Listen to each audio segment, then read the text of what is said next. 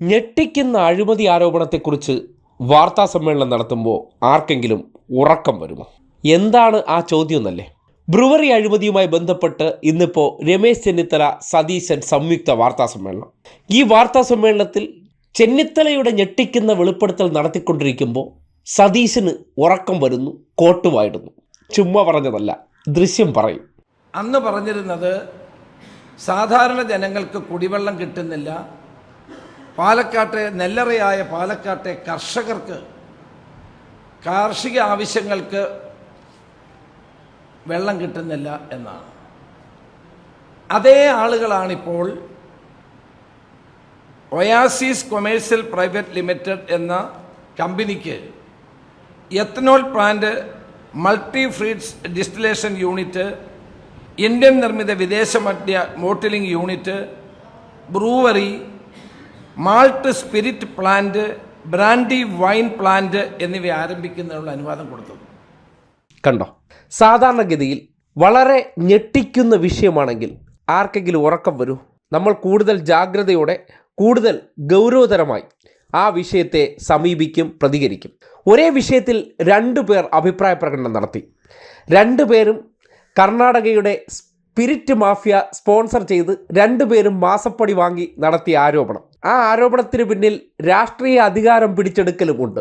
അതിൻ്റെ ഭാഗമായിട്ടാണ് നാട്ടുകാരുടെയും കോൺഗ്രസ്സുകാരുടെയും കണ്ണിൽ പൊടിയിടാൻ ഇന്ന് ഒരുമിച്ച് വന്നത്.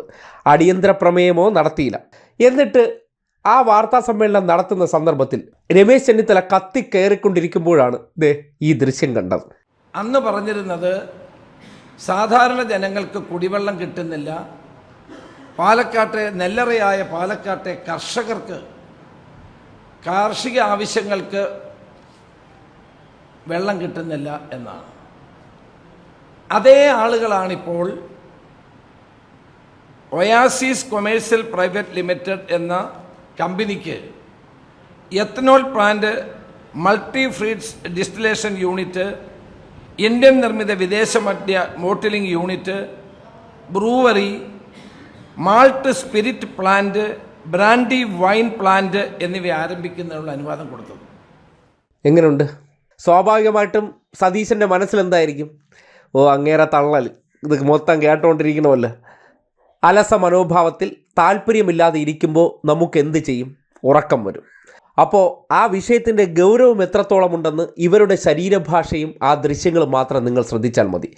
സാധാരണഗതിയിൽ ഒരു വാർത്താ സമ്മേളനത്തിന് വരുമ്പോൾ നല്ല സ്നേഹത്തിലോ അടുപ്പത്തിലോ ഇരിക്കുന്നവർ പരസ്പരം അപ്പുറോ ഇപ്പുറോ ഇരിക്കുമ്പോൾ അവരുടെ മുഖത്ത് നല്ല പ്രസന്ന ഭാവം വരണം.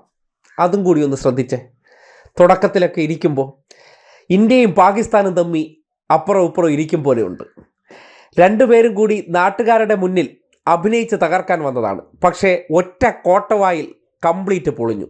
ഏറ്റവും ഒടുവിൽ ചോദ്യങ്ങൾ വന്നപ്പോൾ എല്ലാം കൂടി ഒരുമിച്ച് പറയുന്ന എന്തിനാണ് എന്ന് രണ്ടുപേരും ഒരേ സ്വരത്തിൽ പറയുന്നു.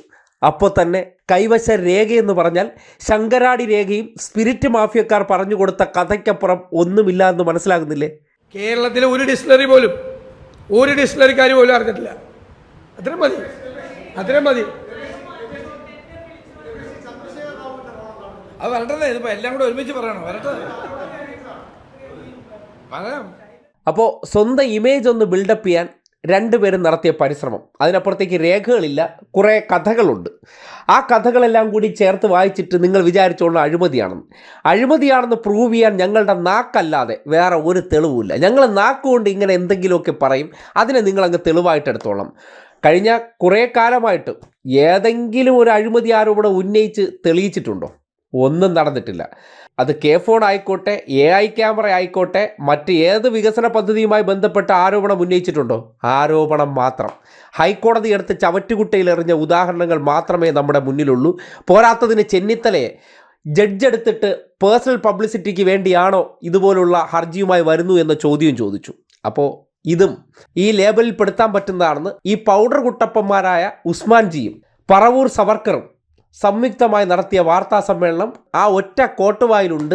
എന്താണ് ആ വിഷയത്തിൻ്റെ ഗൗരവം എന്നതിനെ സംബന്ധിച്ച് അന്ന് പറഞ്ഞിരുന്നത് സാധാരണ ജനങ്ങൾക്ക് കുടിവെള്ളം കിട്ടുന്നില്ല, പാലക്കാട്ടെ നെല്ലറയായ പാലക്കാട്ടെ കർഷകർക്ക് കാർഷിക ആവശ്യങ്ങൾക്ക്